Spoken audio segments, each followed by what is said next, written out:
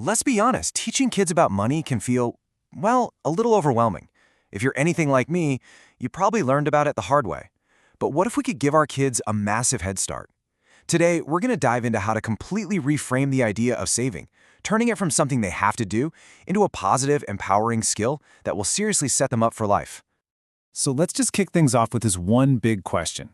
When you think about saving, does it feel like a punishment or does it feel like freedom? For so many of us, it feels like we're giving something up, like we're losing out right now.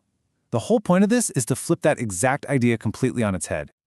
I mean, look, a lot of adults find saving really, really difficult. So it's no surprise that teaching it to our kids can feel like a huge challenge.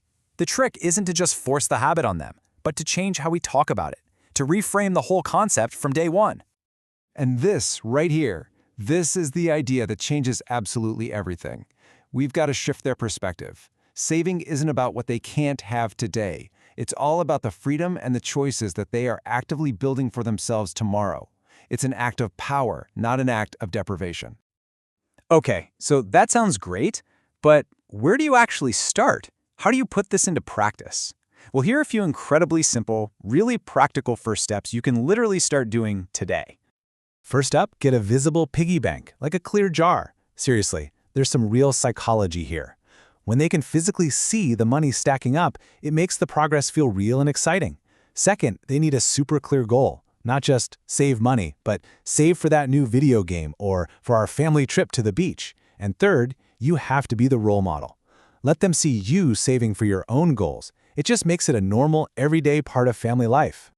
So once you've got those basics down, how do you make it stick? How do you turn it into a lifelong habit? Well, the real secret is finding a way to make the act of saving feel genuinely joyful. And it really all comes down to the words you use. Instead of focusing on the small thing they're giving up right now, you talk about the amazing reward that's coming later. It's not about losing out on a piece of candy today. It's about gaining an awesome trip to the amusement park next month. Trust me, the satisfaction of hitting that big goal is going to feel way, way better than that tiny, fleeting pleasure. And this is a great way to make their money feel like it has a real purpose. You can set up different jars or envelopes for different goals. Maybe one for small fun stuff, another for buying birthday gifts for their friends, which is a great way to teach generosity, and then a third one for those really big dreams. This gives your kid a genuine sense of control and helps them see that money can do all sorts of different jobs.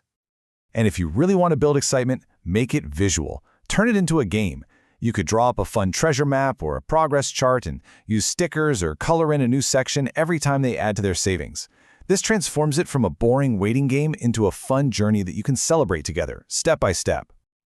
All right, now, just as important as all the things you should do, we need to talk about what not to do. There are a few really common traps that we as parents can fall into that accidentally make saving feel negative, and that can undo all your hard work. Okay, this one is huge. The phrase, "we don't have money for that," sends a message of scarcity, of lack. But if you just shift the language to, "we're choosing to save for something more important right now," you teach an incredibly powerful lesson about priorities, about making choices, and about planning. It's such a small tweak in words, but it makes a massive difference in their mindset.